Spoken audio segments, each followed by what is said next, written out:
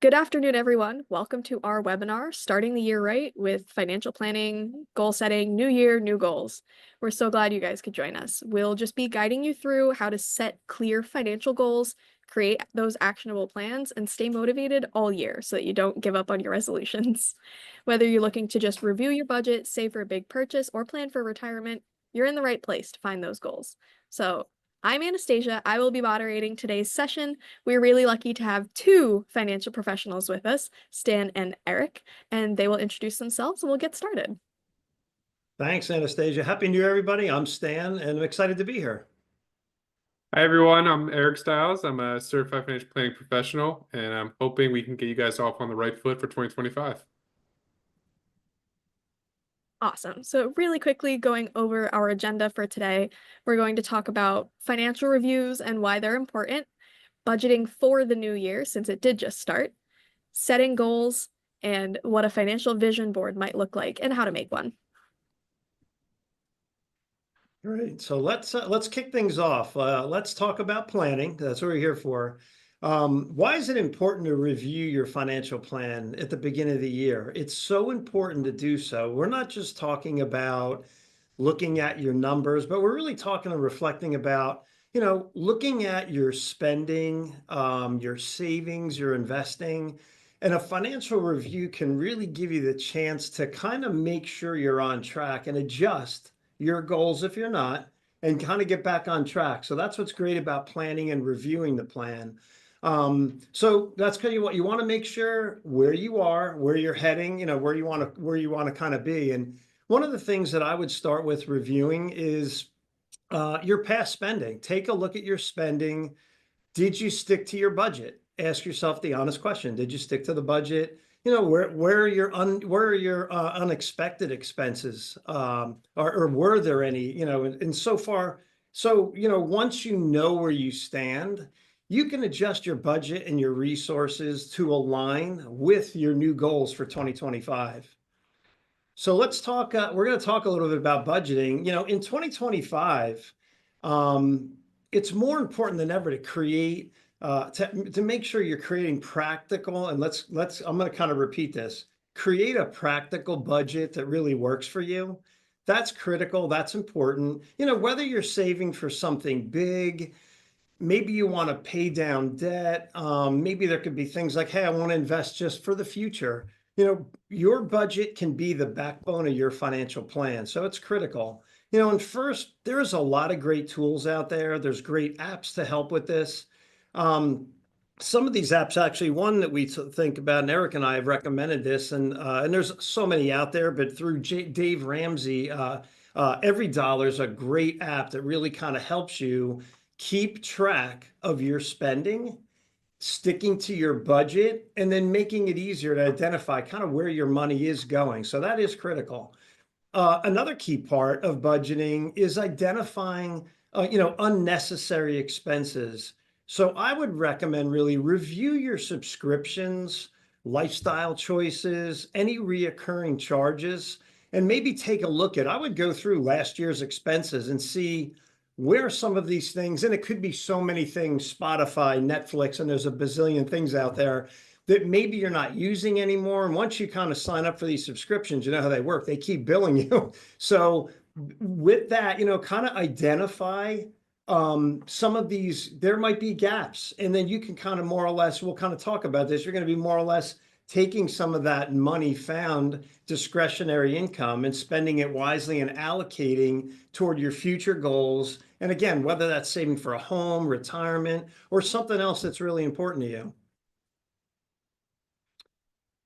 And then, as you review your budget, be mindful of common pitfalls. They're out there. So it's easy to overlook small spending habits, kind of like those just one more coffee runs or unused subscriptions, like we were just kind of talking about. These are small, but they add up. And so you can take, limit yourself. That's what I would recommend. Limit yourself, be strict. As far as your discretionary spending, and just make adjustments, as needed throughout the year. All right, perfect. Thank you, Stan. So now we'll kind of talk about, kind of setting your goals. And, this is very important because for a lot of people, unfortunately, their goals are just, too vague and not as actionable or clear targets. And when the more vague you are, the more likely you are to procrastinate and, potentially not, follow through. That's why we recommend making SMART goals, with the acronym SMART. So specific, measurable, achievable, relevant, and time bound. A SMART goal is a great way to set you up for success in pursuing and hopefully achieving your goals for 2025. So an example of a SMART goal, which we'll go through a few more in the next slide. Actually, we'll jump into it now. Thank you, Anastasia. But an example we have is, yeah, you can just say, I want to pay off credit card debt. Obviously that's a great goal. Everyone, should try to pursue that. But a smarter way to phrase it is, I want to pay off $5,000 in my credit card debt. I will do that by making $500 monthly payments and eliminating my balance by December 31st of 2025. You could also do it for a little bit of a longer time frame for those that are looking to buy down payment for a house, whether it be a first home or vacation home. Obviously, majority of people need a little more money than 15,000 for a house. But just for example purposes, instead of saying I want to save for a down payment on a home, you're going to say I want to save $15,000 by contributing $625 a month into a high yield savings account, and we'll be pursuing to reach this goal by December of 2026. And then, finally, kind of focusing more on retirement, instead of saying, oh, I should be saving more for retirement. And that's my goal. My goal is to save more retirement. A better one to say is, my goal is to gradually increase my retirement contributions from 5% to 10% of my income by raising the contributions 1% quarterly through by September 30th of 2025. And so those are all different examples of SMART goals, but these are it's a lot more actionable to follow with this setup instead of more of a vague setup.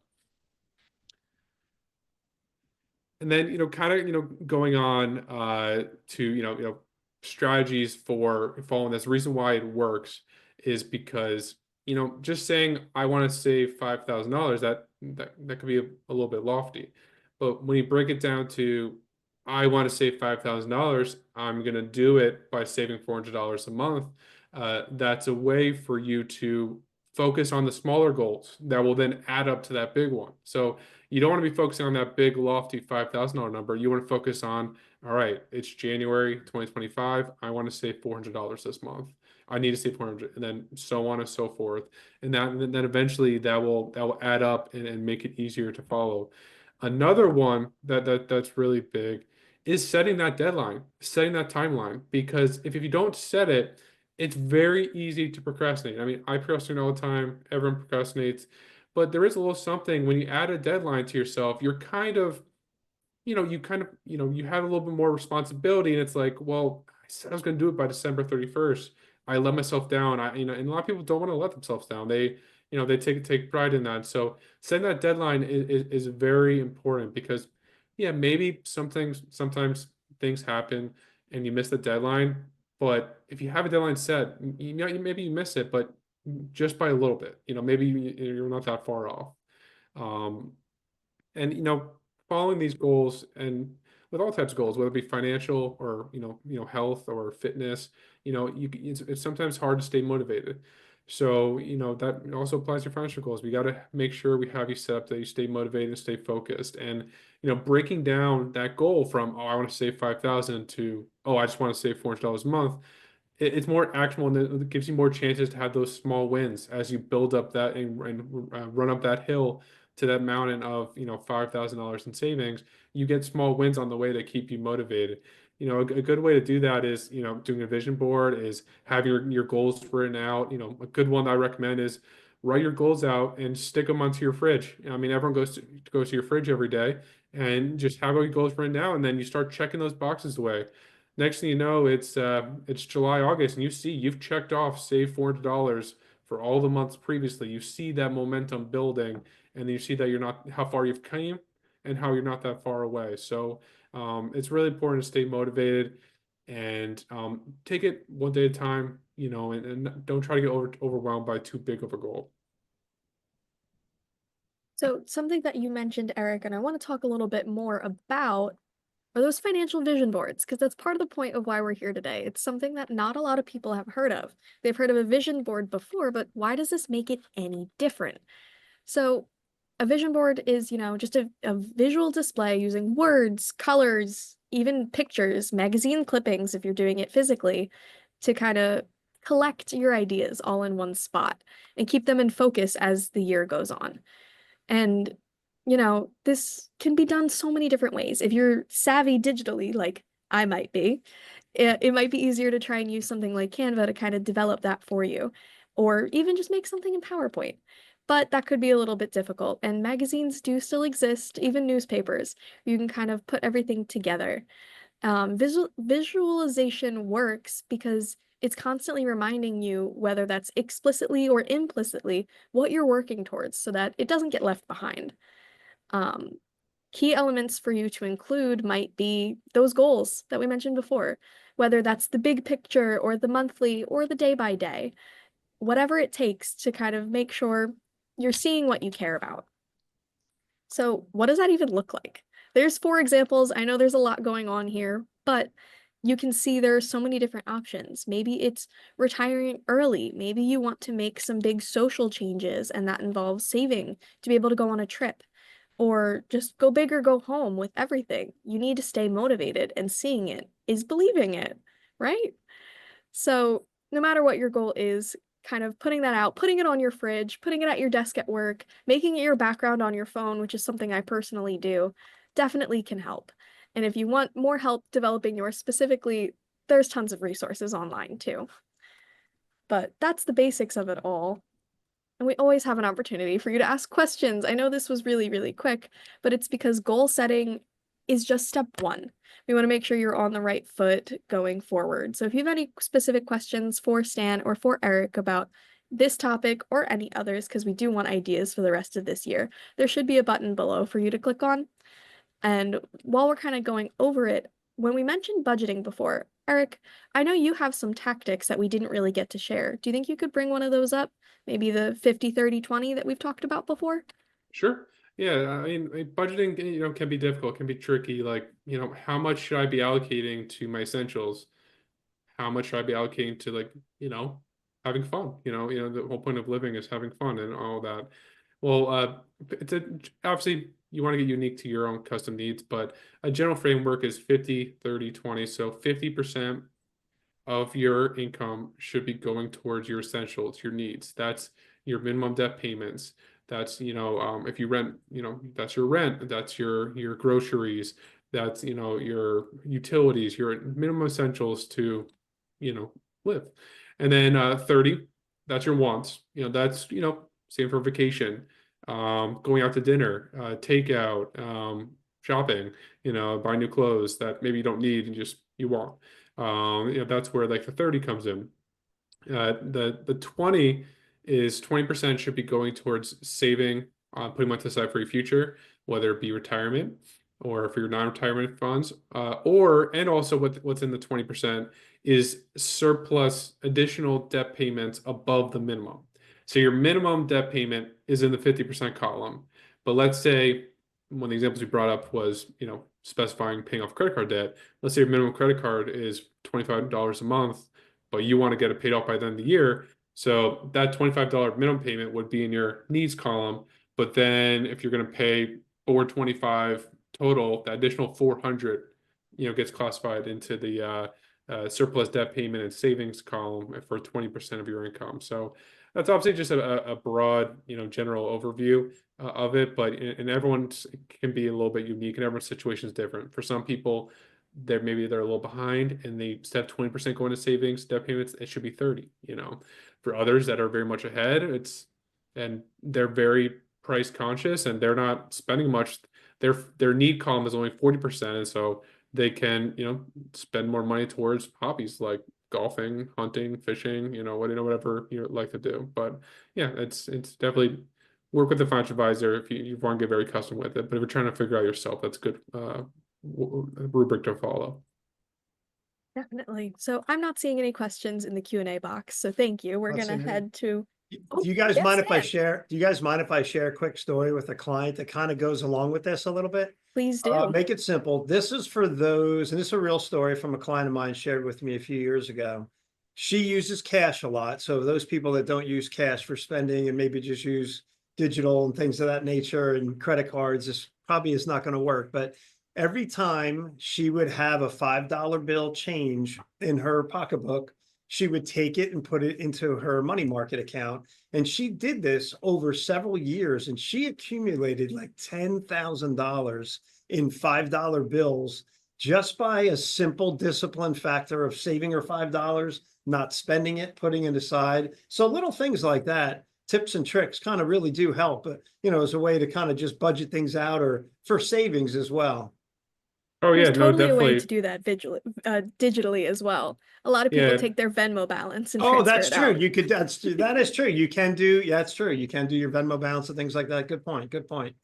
No, definitely. And one other thing, because I spent some time talking about goals, and making them smart, is, if for a lot of people like to read, if you're interested, Atomic Habits is a great book to read to kind of really help set your framework of how to pursue your goals and how to make, more. It's more about the actions and the actions you're going to follow, and less about the goals. So it implies everything. It's whether you want to get more financially, better standing, lose weight, become a better reader. It's a great book that kind of teaches you habits that apply to anything in your life. So it's something that I recommend anyone interested in reading. It's a great read. Maybe that can be on your 2025 vision board too, if you haven't Yeah, read there that you one go. before. Were I there, think I were might there need to any add it. questions that came up, Anastasia? I didn't see any, so I think No? we're good to head towards wrap, but we do have a quick Okay. little summary slide that I just want to really, really quickly go over of what we actually talked about and why it matters. So, reviewing your budget regularly is typically somebody's step one to getting financially healthy, we'll say. And if you don't have a financial advisor yet, that's a really strong place to start. Getting your goals is the next part. What are you actually trying to achieve once you have an idea of what you're currently doing? You can finally take that next step and get specific, get measurable, find that date that you're trying to work towards, that specific number you're trying to reach, and break it down into those actionable steps. When you set a lofty goal, it's just that, lofty. How are you going to approach it? And if you don't have manageable tasks, you can actually check off your to-do list. And of course, visualize your success. What is it going to look like when you finally get there?